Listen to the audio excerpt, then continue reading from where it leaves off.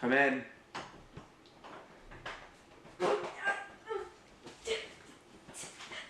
Put me down! Put me down! Put her on. Can you let me... Blanche, Blanche, we need you to calm down. We need to know that we're not here to hurt you. You can go. Why am I here? Why do I need to be here? I don't need to be here. Stella and Stanley are worried about you. They've said that you've been acting up lately. Acting up? Me acting up? Are you kidding me? They don't know what they're talking about. They're lying. They're the ones who need to check up. That's just a factor of an unbalanced life. Have you experienced something that's traumatic that made you feel this way? That's making you act how you are right now?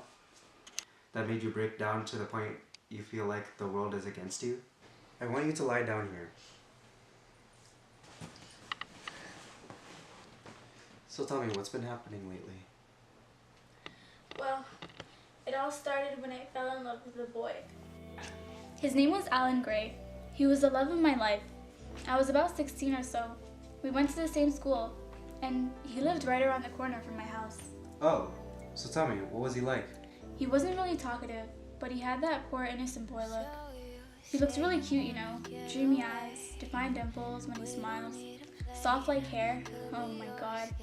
I would always want to touch it. After class one day, I tried to talk to him and I asked him if he wants to catch a movie later on, and he agreed. We really had a good time. I felt a spark, you know, like love at first sight. I'm pretty sure he felt it too. And then what happened between you two?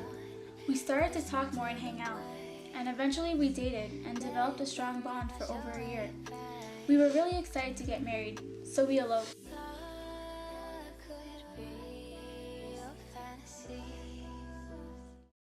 But there was something wrong with that boy.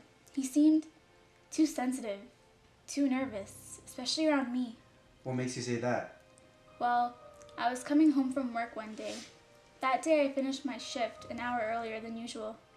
I came into my house and I saw a new set of shoes I've never seen before.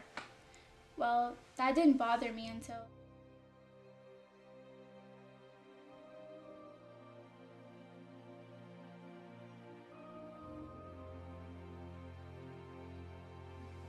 What happened then? When I walked into my room, he was there, with another man in our bed. Allan has been with another man for years. How did you react? I pretended like I never saw Allan with the older man, and we never thought to brought this up about his sexuality.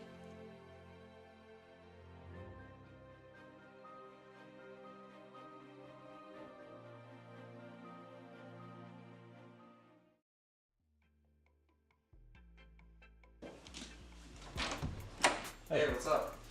How can I help you? I need a gun. What you looking for? What you got? We got an MP5. Here for automatic. I need something a little more smaller. Smaller. Okay. Well, we got a Beretta and it's 60 lock. Everything. Yeah, that'll do. Right. So basically, I need you to sign a contract.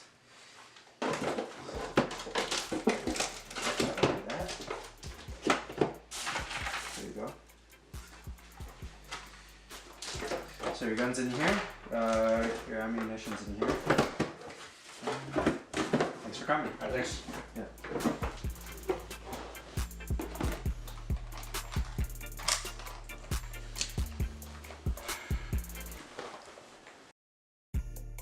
We both went to a party later that night.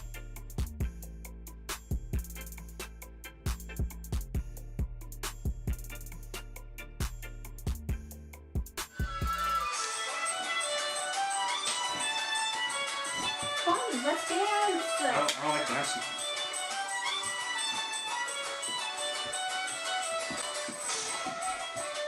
Come on! Who actually likes this crap?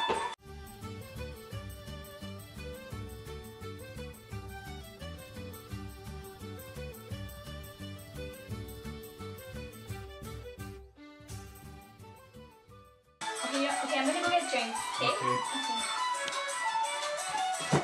Hey, what would you like? Hi, can I have one vodka and one whiskey, please?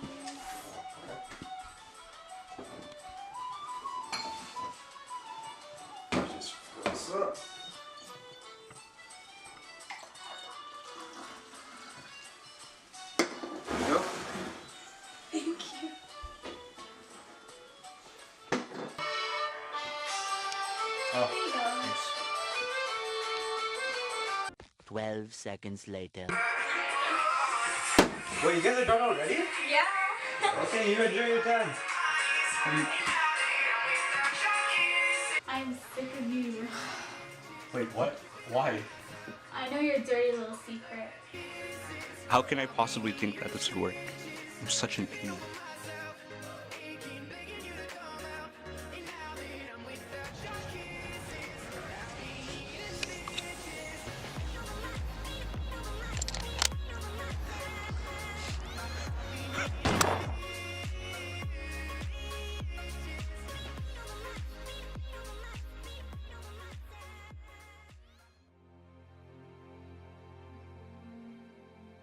I got a little wasted.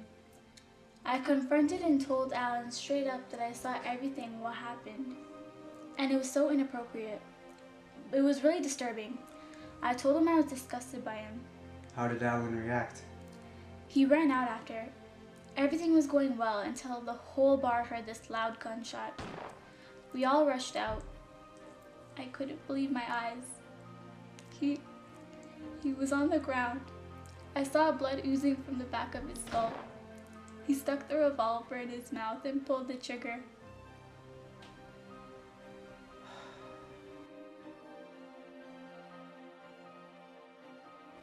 He committed suicide over what you'd said. Did you ever take into consideration that maybe you were his way out, the pathway that made him normal in society's eyes? He just wanted to be accepted for his sexuality, but that wasn't possible. I don't know. I was drunk. I would have never made him feel like he does not belong. Still to this day, I feel like I killed him for who he was. It all makes sense now. He used me to show everyone he's normal. But on the inside, he knew he wasn't. When you said those hurtful things to him, did you mean it? I didn't mean for it to be like that. It bothered the hell out of me, and I couldn't pretend that everything was fine when it really wasn't. Why do you think he hid the truth from you for such a long time? I don't know. Maybe he didn't trust me. Just one more question for your time. Well, I have no choice. You did get your nurse guy or whatever to escort me in here. Oh, why do you think he had a gun that night? Surely he must have had some kind of intention.